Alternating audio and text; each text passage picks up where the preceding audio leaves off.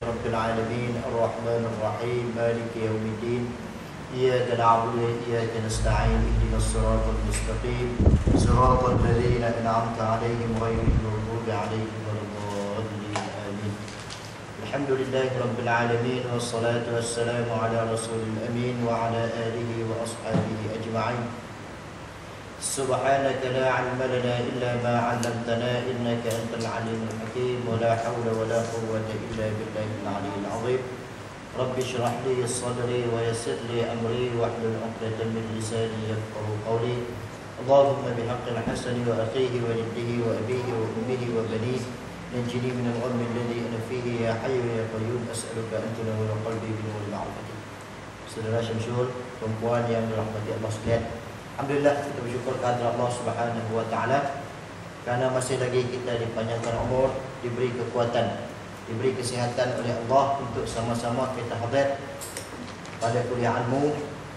Insya-Allah pada pagi ini kita akan sambung membincangkan perbincangan kita sirah Sayyidatina Aisyah radhiyallahu anha. Kita sambung bagi ada kita sambung pada muka surat 129. Muka surat 129 yang di tengah tu. Kita masih lagi membincangkan tentang ada kaitan tentang hadisul ifki ataupun peristiwa pembohongan yang dilakukan oleh golongan munafik di Madinah yang diketuai oleh Abdullah bin Ubay. Dan diakui oleh beberapa orang muslimin di Madinah ketika itu, antaranya yang disebut di dalam sirah iaitu Hasan bin Sabit, Hamnah binti Jahshin dan Mishtah bin Ushashah.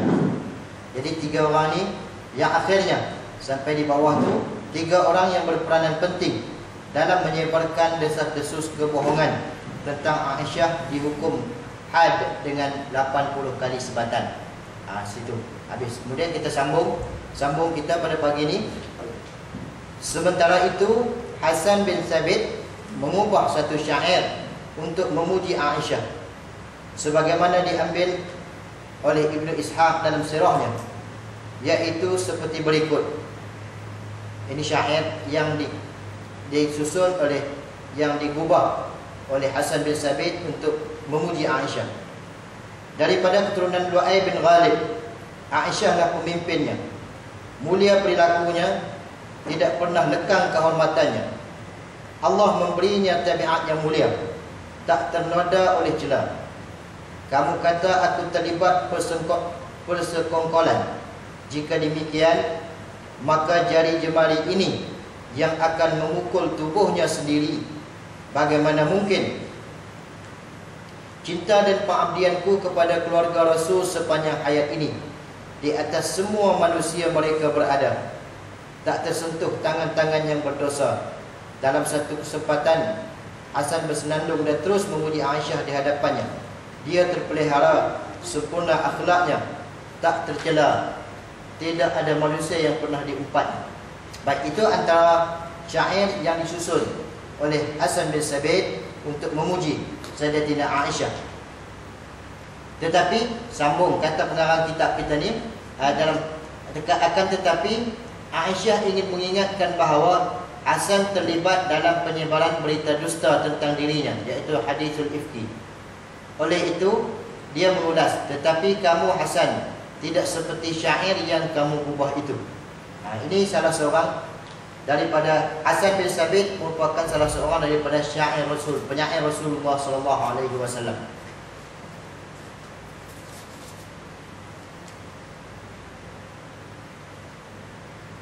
Hasan bin Sabit ini, kalau kita nak tengok sejarah dia salah seorang daripada penyair, disebut di dalam kitab Uzama'ul Islam karangan Syekh Muhammad Sa'id Mursi. Dia menceritakan tentang sejarah Hasan bin Sabit. Secara ringkasnya disebut begini. Dia kata Hasan bin Sabit ini nama lengkap dia Hasan bin Sabit bin Munzir Al-Khazraji Al-Ansari. Jadi kita fahamnya Hasan bin Sabit ini salah seorang daripada golongan Ansar. dan dipanggil. Biasanya orang panggil Hasan ini dengan Abu Al-Walid. Abu Walid. Itu orang selalu panggil dia Abu Walid. Tetapi dia digelar dengan syair Rasul. Penyair, maksudnya penyair Rasul. Dan Hasan bin Sabit ini salah seorang yang memang hebat, memang pakar dalam syair, dalam sastra, kita sebut dalam sastra Arab ketika itu. Dia salah seorang penyair yang hebat. Di zaman Jahiliyah pun dia menjadi penyair bagi orang-orang penduduk Madinah. Dan pada masa Islamnya dia menjadi penyair bagi Nabi.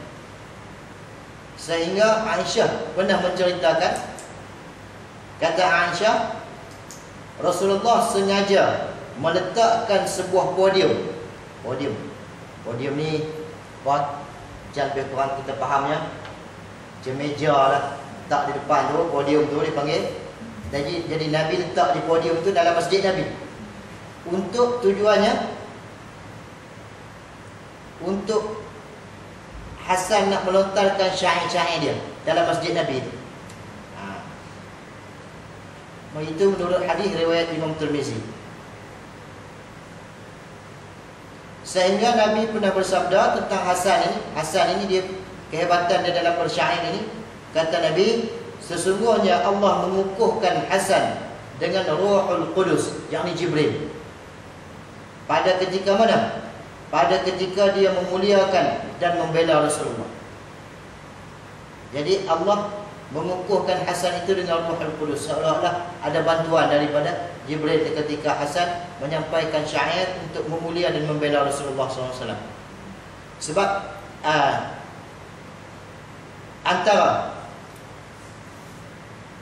antara bentuk disebut, antara bentuk permusuhan yang dilakukan oleh golongan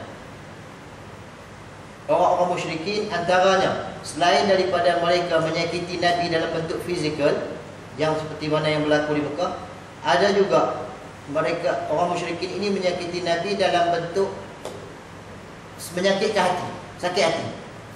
Jadi dia, orang musyrikin dia karang syair, dia menghina Nabi dan sebagainya. Jadi ketika di Madinahnya, Hasan bin Sabit inilah orang yang membela Nabi dalam bentuk menjawab dalam bentuk syair. Sebab dia salah seorang pakar dalam bidang syair.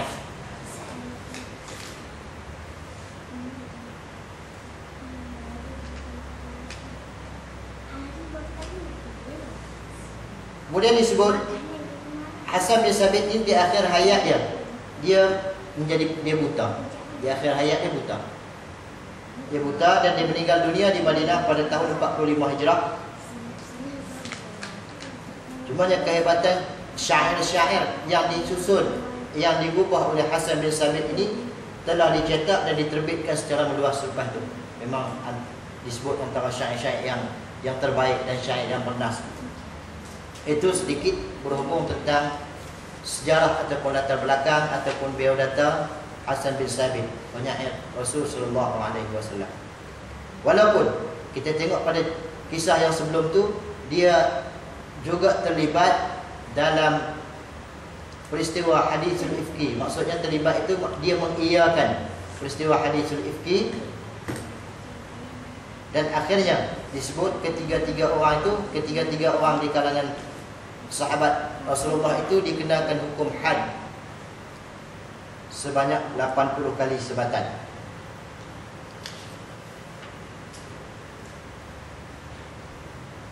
Habis di situ. Kemudian kita masuk kepada tajuk yang keduanya. Ini pengarang kitab kita ini, dia nak menyebut ada pandangan seorang orientalis yang menyebut tentang peristiwa hadisul ifki. Kenapa pengarang kitab kita ini dia cuba meletakkan pandangan orang orientalis itu? Kerana dia nak menolak ada beberapa pembohongan-pembohongan yang dibuat oleh orientalis yang namanya William Moore dan hadisul ifki di bawah tajuk tu. Ini seorang orientalis dan sejarawan barat. William Moore ini seorang orientalis dan seorang ahli sejarah barat. William Moore melakukan kesalahan atas ulasannya terhadap hadisul ifki. Tidak mungkin bagi kita untuk memperinci semua kesalahannya, kesalahan William ni dalam bahagian yang singkat ini. Kata pengarang kitab kita ni, cukuplah, kata dia, apabila kita sebutkan masing-masing satu kesalahan yang menyangkut kesahihan sejarah dan pemahaman bahasa. Cuma dia nak bawa, pengarang kitab kita ni, dia nak bawa kesalahan yang dibuat oleh William ni dalam bentuk dari segi kesahihan sejarah dan pemahaman bahasa.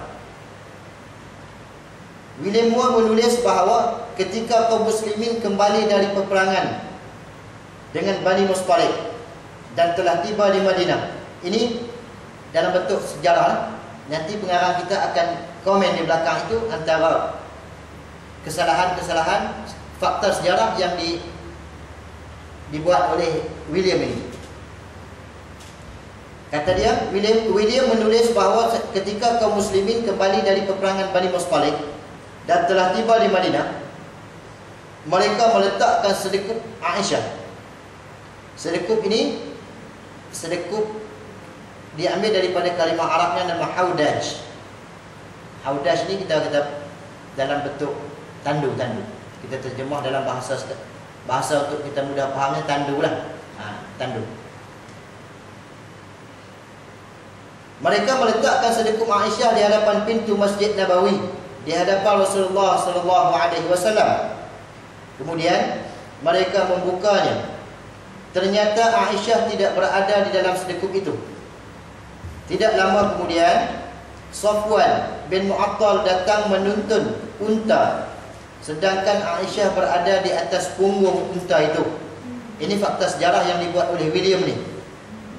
Kemudian William melanjutkan, Safwan bin Mu'attal telah berusaha sekuat tenaga untuk mengejar pasukan muslimin, tetapi dia tidak berjaya. Ketika pasukan muslim telah tiba di Madinah dan kemah-kemah telah didirikan, ini mengikut fakta sejarah yang dibuat oleh William. Dia kata kemah pun didirikan. Bila pasukan Nabi sampai ke Madinah, maka Nabi mendirikan kemah-kemah di hadapan masjid Nabi itu. Aisyah datang dan memasuki kota Madinah di bawah penglihatan orang ramai. Ketika itu Safwan bin Mu'attal menuntun unta yang ditunggangi Aisyah. Satu. Kemudian kedua gambaran di atas sangat bertentangan dengan apa yang terdapat dalam semua kitab hadis dan kitab sirah. Jadi kata pengarang kita, gambaran yang dibuat oleh William Moore di atas tadi, dia kata sangat-sangat bertentangan dengan fakta yang terdapat dalam kitab hadis dan kitab sirah. Motif William atas penjelasannya itu tentu saja untuk merosakkan Islam dan menggambarkan kenyataan dengan cara yang sangat buruk. Semua sejarawan ataupun semua ahli sejarah dan ulama hadis sepakat bahawa Safwan berjaya menyusul pasukan muslimin pada siang hari sebelum mereka memasuki Madinah. Dan sama sekali tidak ada perincian tentang kota Madinah dalam kisah kedatangan Safwan dan Aisyah. Jadi kata pengarang kitab kita ni, kata Syekh Sulaiman An-Nadawi, dia kata telah sepakat semua ahli sejarah, ahli sirah Islam dan ulama hadis sepakat, kata Safwan sempat untuk menyusul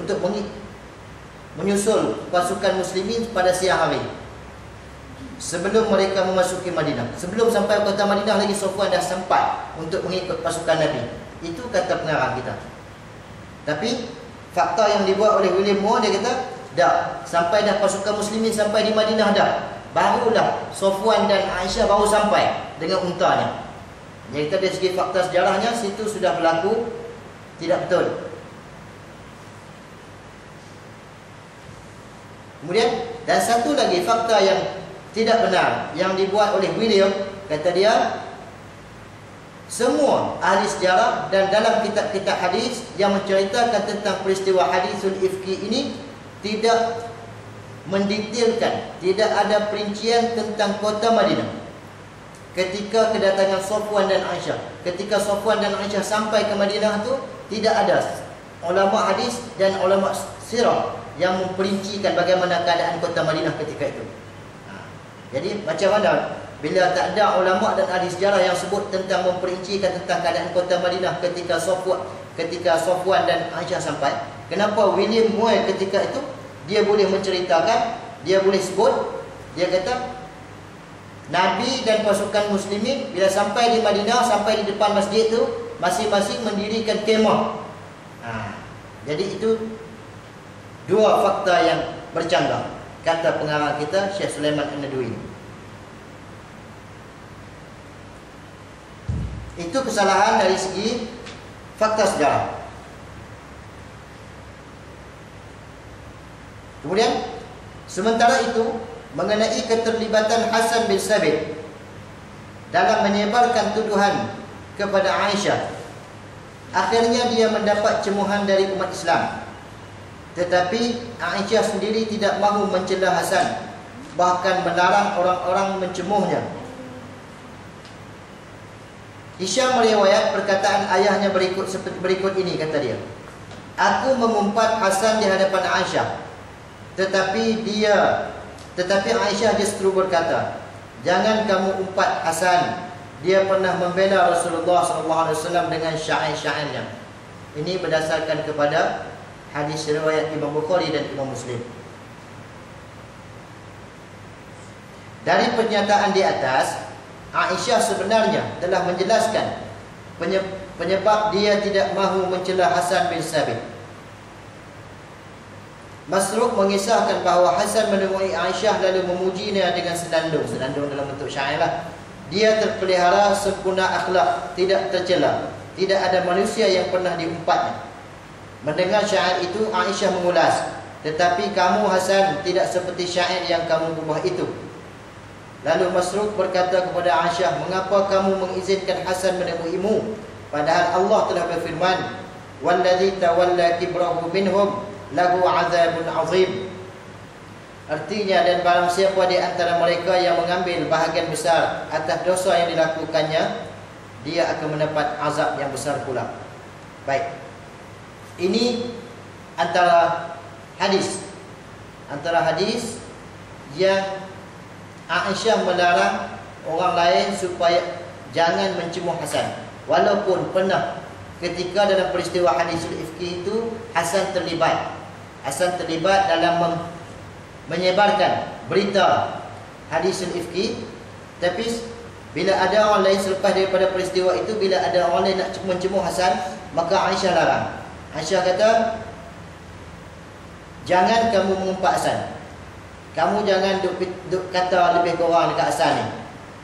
Kerana dia pernah membela Rasulullah dengan syair-syairnya." Jadi kita faham di sini, walaupun dalam satu peristiwa hadisul ifki itu Hasan pernah terlibat dalam mengiyakan peristiwa itu, tapi bila dah selesai peristiwa itu, Aisyah dia berlapang dada. Dia tidak ada perasaan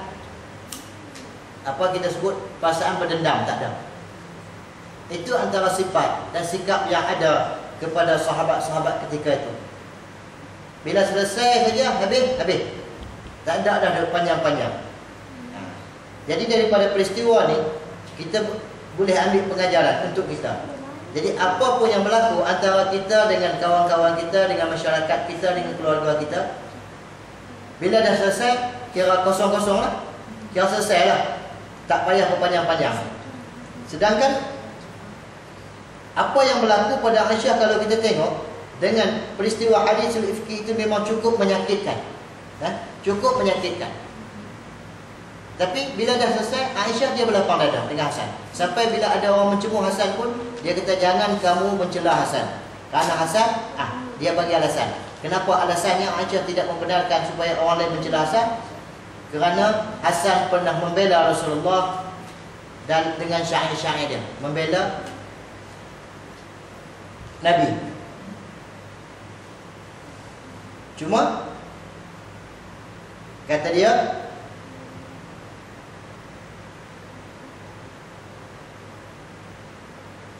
Ini dalam satu riwayat lain, Masruq mengisahkan dia kata Hasan menemui Aisyah lalu memuji. Satu ketika yang lain, lepas daripada peristiwa tu, Hasan ini dia pergi nak jumpa dengan Aisyah. Kemudian bila Hasan pergi nak jumpa dengan Aisyah, Hasan ni biasalah dia orang pandai bersyair. Maka dia pun bersyair. Dia kata dia terpelihara, dia puji Aisyah. Dia terpelihara sempurna akhlaknya, tidak tercela. Tidak ada manusia yang pernah diumpatnya. Ini Hasan dia puji Aisyah. Bila dia puji begitu, Aisyah dengar Hasan puji dia tu, Aisyah kata, tapi kamu Hasan, kamu tidak seperti syair yang kamu bubuh itu. Tapi yalah, dengar tu sedap lah, tapi sebenarnya dia kata dalam syair tu bunyi sedap, tapi kamu tak macam tu pun. Maknanya seolah-olah Aisyah dia mengingatkan Hasan tentang peristiwa hadisul ifki lah. Maknanya sebelum tu awak yang teruk sangat. Kemudian lalu Masruq bertanya kepada Aisyah, kan? Dalam peristiwa tu Masruq ni dia bertanya, seorang sahabat, dia bertanya kepada Aisyah, mengapa kamu mengizinkan Hasan menemui kamu? Padahal Allah telah berfirman. Jadi Masruq tanya Aisyah dalam peristiwa tu, dalam peristiwa Hasan datang untuk menemui Aisyah, kemudian dia memuji Aisyah dengan syair itu. Kemudian Aisyah jawab, dia kata kamu tak macam tu puasan. Kemudian Masruq tanya kepada Aisyah, apa yang menyebabkan kamu mengizinkan Hasan untuk berjumpa dengan kamu? Padahal Allah dah sebut dalam Quran, "Wallazi tawalla kibrahu minhum lahu 'adzabun 'adzim." Dan barang siapa di antara mereka yang mengambil bahagian besar atas dosa yang dilakukan, dia mendapat azab yang besar pula. Ni maknanya Allah sebut tentang Hasan mengiyakan peristiwa hadisul ifki itu. Jadi kalau dah macam tu, buat apa nak terima dia? Kata Masruq. Jadi apa jawab Aisyah? Aisyah kata, azab apakah yang lebih besar daripada kebutaan? Hasan telah membela Rasulullah dengan syair-syairnya dan membalas ejekan kaum kafir kepada baginda. Itu alasan yang dibagi oleh Aisyah. Dia kata tak ada sebab kenapa aku nak menolak untuk dia nak menemui dengan aku. Karena dia kata Hasan telah banyak membela Rasulullah dengan syair-syair dia, dan dia membalas ejekan kaum kafir yang kepada baginda Rasul sallallahu alaihi wasallam. Kemudian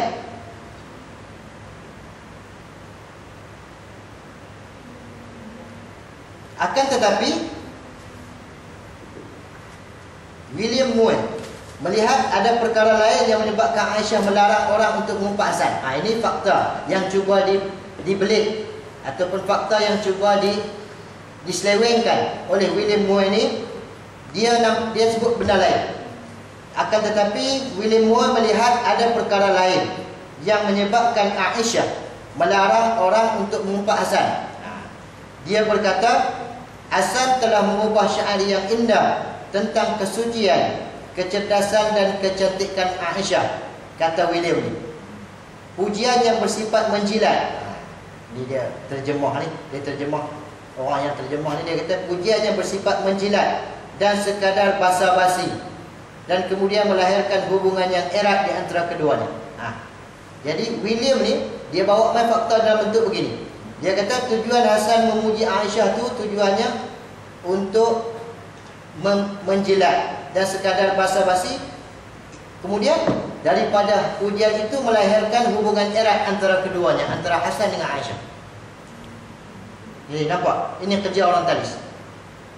Dia bawa fakta sejarah tu dia ubah sikit saja dari segi fakta. Kalau kita tidak jelas fakta yang asal dalam daripada hadis ataupun daripada sejarah, daripada ulama-ulama sirah, maka kita mungkin akan terpengaruh dengan apa yang fakta yang disebut oleh William ini.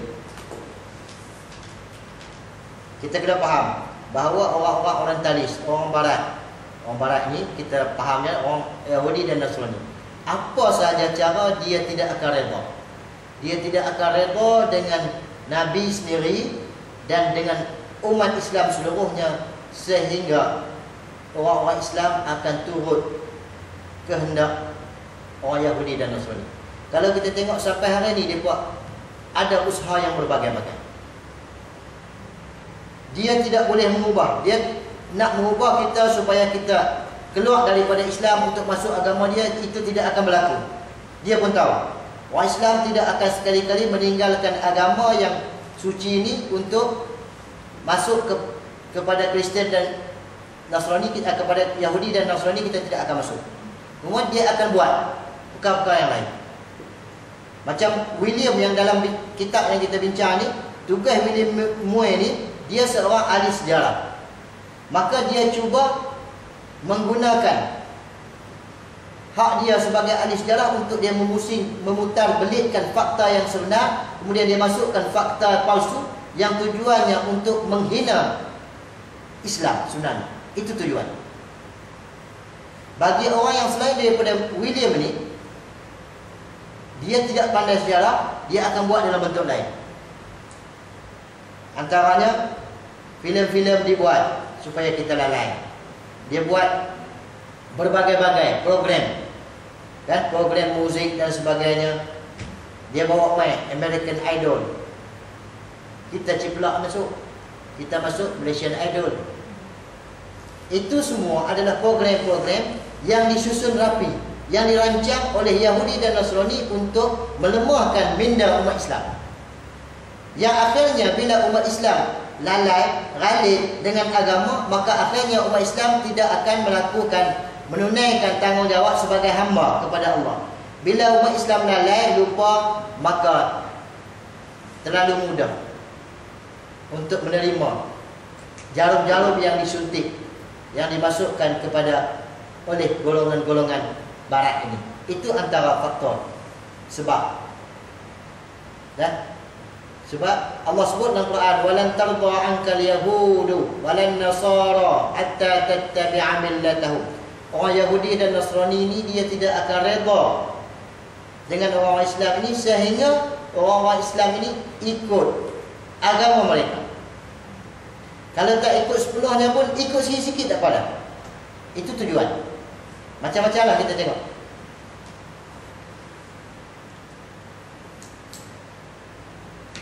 Baik, kita sambung. Jika pendapat William Moore ini benar, mengapa dia tidak mengambil beberapa bait syair dari Hasan yang mengungkapkan pujian terhadap kecantikan, keindahan fizikal serta tubuh Aisyah yang montok? Kata dia, Moore barangkali lupa bahawa Hasan bin Sabit melontarkan syair-syair pujian itu dalam keadaan buta. Baik. Aisyah sendiri ketika itu telah berusia 40 tahun. Dari manakah Aisyah memiliki tubuh yang montok pada usia setua itu? Padahal telah kita sebutkan pada bahagian terdahulu bahawa tubuh Aisyah mula menjadi gemuk pada usianya yang ke-15. Baik. Ini pengarang kita, dia nak jawab. Dia nak jawab yang William Moore sebut tadi. Dia kata, sebenarnya dia kata barangkali dia kata William ni dia lupa.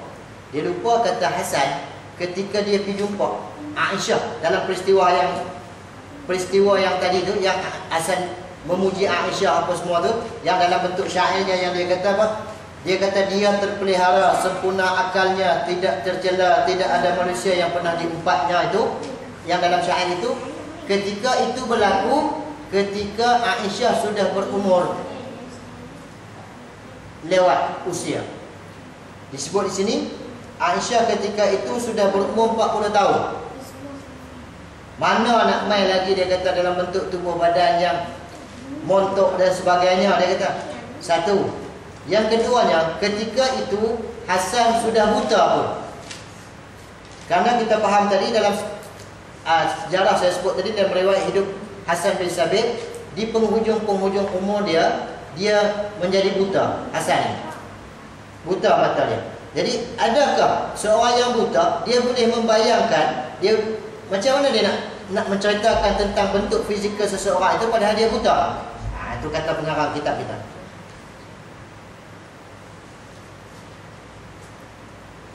Perkara yang lebih menggelikan, lebih seronok lagi, kata pengarang kita ni, William Moore berkata, syair-syair Hasan mengandungi pujian terhadap tubuh Aisyah yang montok dan gemalai. Tetapi Aisyah merasa tersindir oleh pujian itu.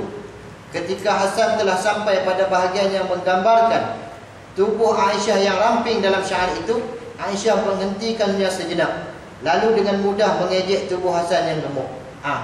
Dia tambah lagi, William ni, dia kata bila dah Hasan tu puji-puji Aisyah dalam bentuk tubuh badan yang montok apa semua, kemudian Aisyah pula sama itu, Aisyah ejek pula Hasan. Dia kata tubuh Hasan tu tubuh gemuk dan sebagainya. Nampak? Itu dari segi fakta sejarah. Dia cuba orang tadi dia cuba untuk memutarkan fakta sejarah dengan tujuannya tidak ada lain untuk menghina umat Islam.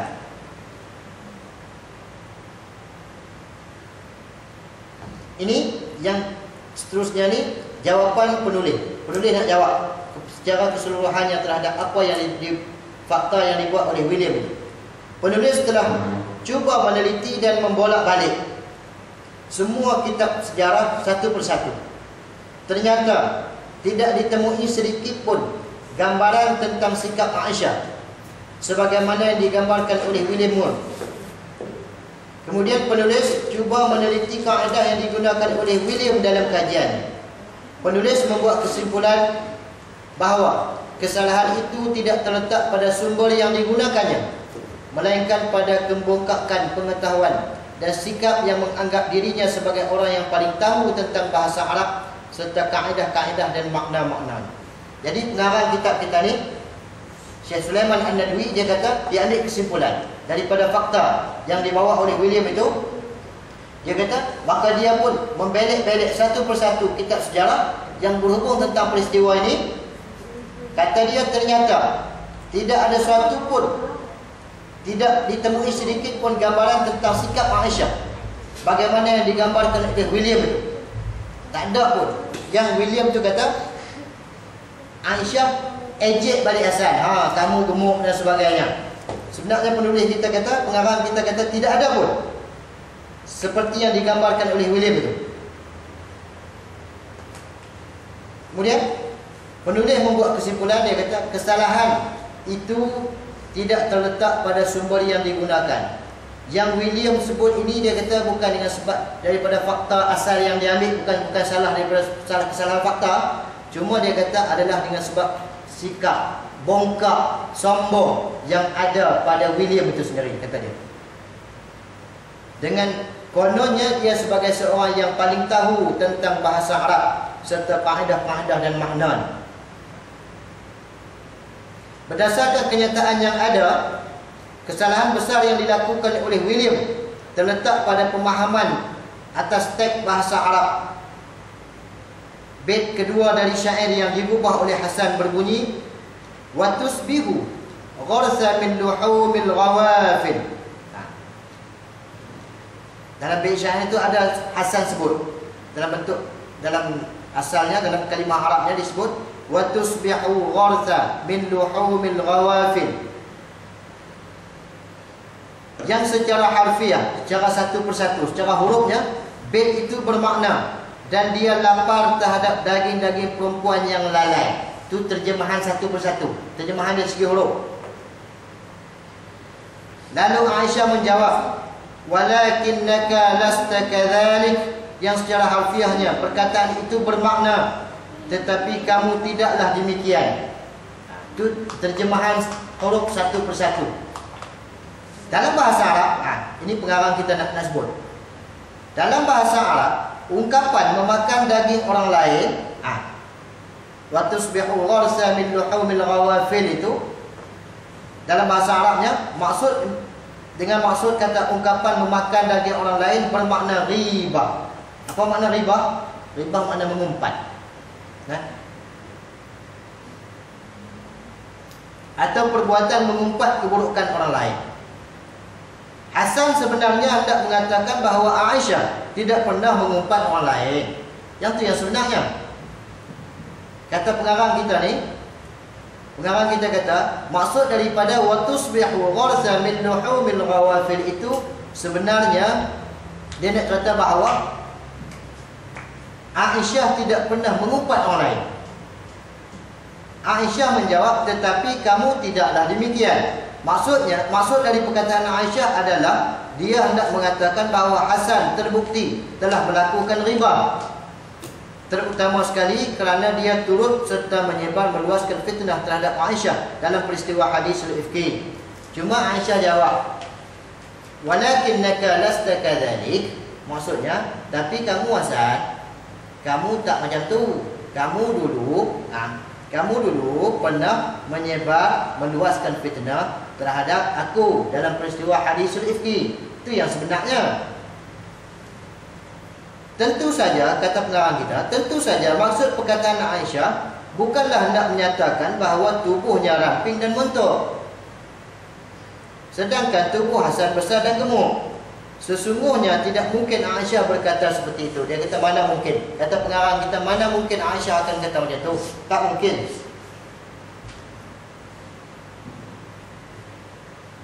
Kesalahan William menunjukkan kebodohan dan ketidaktahuannya tentang makna dan maksud satu kalimat. Kata pengarang kita, sebenarnya dia kata daripada fakta yang dibawa oleh William ini dalam dia memahami syair yang dilontarkan oleh Hasan kepada Sayyidatina Aisyah itu, dia kata adalah menunjukkan kebodohan William, dan dia tidak tahu tentang makna dan maksud sebenar satu kalimah dalam bahasa Arab. Terbukti dia tidak dapat memahami sebuah frasa bahasa Arab dengan makna yang betul. Apa yang telah digambarkannya pasti lebih tepat ditujukan bagi kisah dan mitos dari Eropah, bukan kisah tentang Aisyah yang terhormat. Jadi kata pengarang kita, sepatutnya dia kata William ni dia tak boleh komen dalam bab tu sebab dia tidak faham. Dia tidak faham maksud daripada makna yang tersirat dalam kalimah Arab tu. Patutnya lebih sesuai William ni, dia boleh buat gambaran dia yang lebih tepat, yang kalau dia nak buat pun adalah bagi kisah-kisah mitos daripada Eropah sesuailah dengan dia, kata pengarang kita. Bukan tentang kisah yang berlaku kepada Aisyah ni, bukan. Akan tetapi patut kita sampaikan pula kenyataan yang sepatutnya kepada William ketika dia mengakhiri huraiannya tentang hadisul ifki dengan kata-kata, sejarah hidup Aisyah sebelum dan setelah peristiwa itu mengharuskan kita untuk meyakini sepenuhnya bahawa dia sama sekali bersih dari tuduhan keji itu.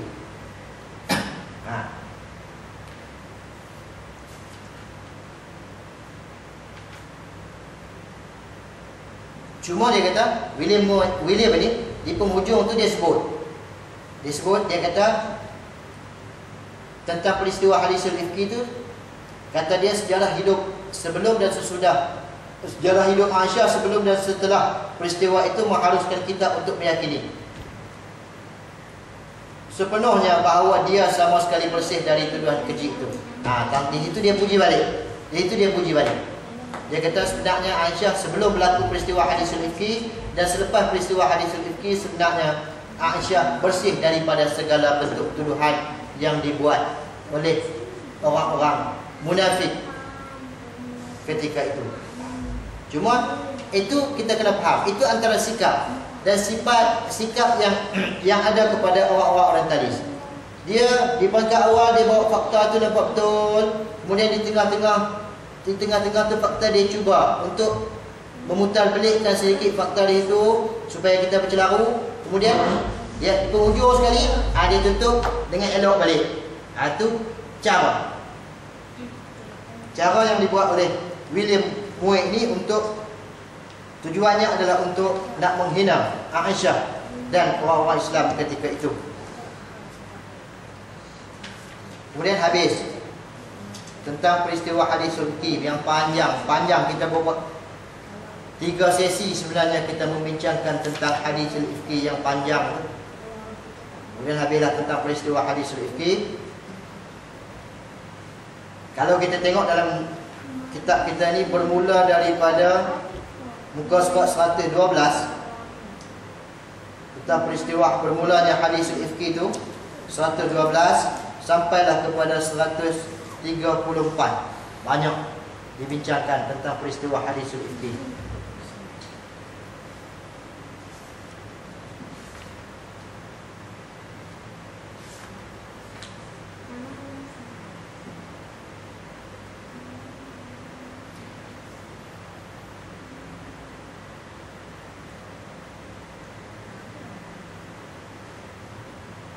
Kemudian sumber ini, sumber yang kita yang disebut dalam kitab ini diambil daripada melalui jalan Ibnu Ishaq.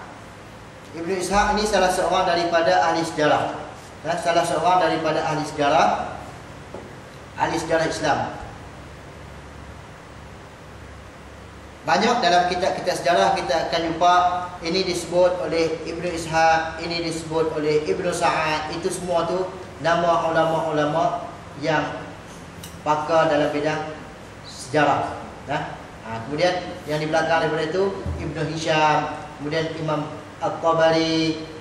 Itu antara ulama-ulama sejarah. Cuma kalau kita nak tengok dari segi sejarahnya, Ibnu Ishaq ini dia adalah generasi yang ketiga, generasi tabi'in. Generasi yang kedua. Generasi pertama generasi sahabat, generasi yang kedua itu adalah generasi tabi'in. Disebut dalam kitab karangan Syekh Muhammad Sa'id Mursi, Bab Uzama al-Islam Arba'ata Asyar Qarnan min az-Zaman. Dalam kitab itu dia dihimpunkan di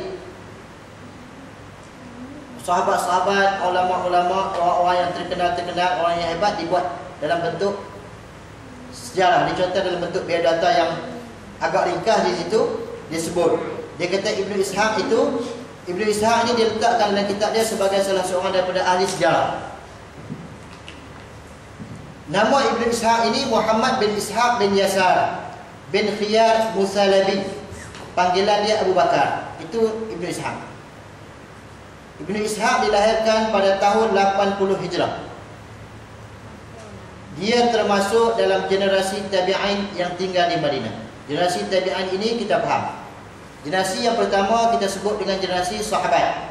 Generasi sahabat golongan yang sempat berjumpa dengan Nabi walaupun sekali, kemudian dia Islam dengan Nabi, dia beriman dengan Nabi, maka sudah dikira generasi itu, orang itu sebagai sahabat Nabi. Walaupun sekali je dia berjumpa. Dia mai orang Badui, dia mai daripada Badui, daripada kampung tu, dia mai berjumpa dengan Nabi, Islam. Kemudian jumpa dengan Nabi sekali ya, dia balik di kampung dia, kemudian mati. Dia pun mati di kampung dia, tak pernah mai jumpa dah Nabi lepas itu. Maka juga dikira sebagai sahabat. Walaupun sekali. Tapi Ibnu Ishaq ini disebut dia termasuk dalam generasi tabi'in. Maknanya dia tidak sempat berjumpa dengan Nabi. Dia hanya sempat berjumpa dengan sahabat-sahabat Nabi. Itu yang dipaham daripada tabi'in, daripada maksud kata tabi'in. Dan dia ini Ibnu Ishaq ni termasuk generasi tabi'in yang tinggal di Madinah. Datuk Ibnu Ishaq ni berasal dari Saba'an Tamar, sebuah kota berhampiran dengan Kufah. Sebelah sana, sebelah Kufah sana, Kufah Basrah sana. Satu tempat asal. Saba'an Tamar ini pernah ditakluk oleh Khalid bin Walid semasa pemerintahan Abu Bakar. Itu nama tempat yang asal. Tempat asal bagi Ibnu Ishaq. Kerana dia kata datuk dia ni asalnya berasal daripada Saba'an Tamar, sebuah kota yang berhampiran dengan Kufah. Kemudian, dan kota itu pernah ditakluk oleh Khalid bin Walid semasa pemerintahan Khalifah Abu Bakar. Kemudian Ibnu Ishaq ini dianggap sebagai seorang perawi hadis yang dipercayai oleh Imam Bukhari. Imam Bukhari menganggap Ibnu Ishaq ini sebagai salah seorang perawi hadis yang dipercayai, yang siqah. Kemudian dia anggap siqah juga oleh Yahya bin Mu'ayyan, dan dia anggap siqah juga oleh Imam Muslim di dalam kitab sahih dia. Namun kata dia, ramai ulama yang menolak hadis daripada Ibnu Ishaq. Hanya dijadikan rujukan dalam sejarah peperangan dan sirah Nabi saja. Sebab tu kalau kita tengok dalam kitab yang kita bincang ni tentang sejarah Sayyidatina Aisyah, banyak yang disebut ini dinakalkan, dipindah daripada Ibnu Ishaq, diambil daripada Ibnu Ishaq. Ibnu Ishaq ini jumhur ulama menjadikan dia sebagai rujukan dalam fakta sejarah dan sejarah peperangan dan sejarah Nabi. Imam Syafi'i pernah berkata, dia kata, orang yang menyaksikan peperangan dan merupakan keluarga Ali. Orang yang menyaksikan peperangan dan merupakan keluarga Ali adalah Ibnu Ishaq. Ini Imam Syafi'i dia nak memuji, dia nak puji Ibnu Ishaq ni. Di antara habis itu. Kemudian disebut di antara guru-gurunya, guru-guru Ibnu Ishaq ini ialah Zuhri bin Hibban dan Abban bin Utsman. Abban bin Utsman ini anak kepada Sayyidina Utsman. Ini antara guru dia lah. Muridnya, murid kepada Ibnu Ishaq ni antara lainnya Yahya bin Sa'id, Syu'bah dan Thawri. Itu disebut. Ini yang disebut ni ramai lagi sebenarnya. Disebut untuk guru dia dan disebut anak murid dia. Kenapa disebut 2-3 orang saja? Kerana disebut ada 2-3 orang tu yang terkenal, yang dikenali ramai. Ada pun yang lain lagi, banyak lagi. Cuma mungkin korang terkenal sikit. Kemudian disebut Ibnu Ishaq ini seorang penghafal yang sangat kuat ingatan. Sehingga maka ketika zaman dia tu, ketika zaman Ibnu Ishaq itu, kalau ada orang yang menghafal hadis 5 buah hadis pada masa tu, mesti kena pergi baca depan dia dulu. Tu nak contoh ingatan kuat, kuat ingatan yang ada pada Ibnu Ishaq. Kalau ada orang yang menghafal 5 buah hadis, kena pergi menghafal depan dia dulu. Takut ada salah, dia boleh perbaik balik.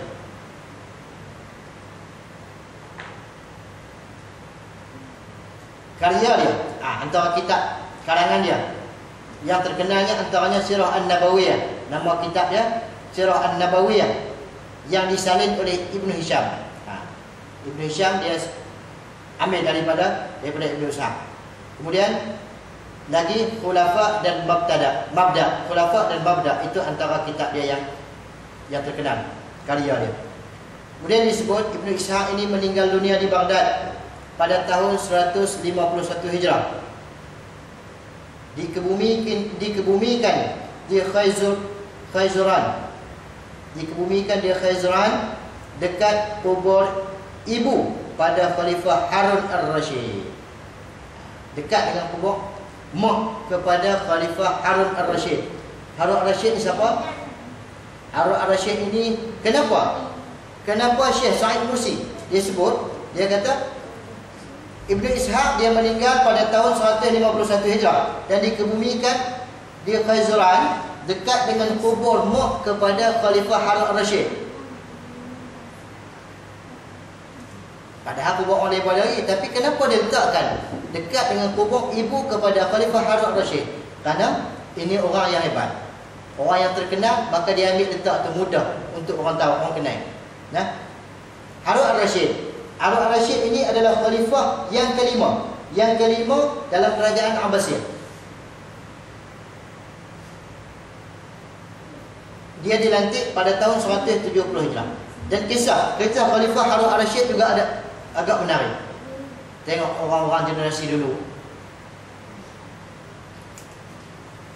Baik, kita tengok sikit sejarah Harun al-Rashid sebab kita dah sebut dah. Kita tengok, ambil tahu juga sikit sebab sebelum ni kita banyak membincangkan tentang sejarah Nabi, sejarah sahabat. Kemudian sejarah khulafa yang belakang-belakang tu antaranya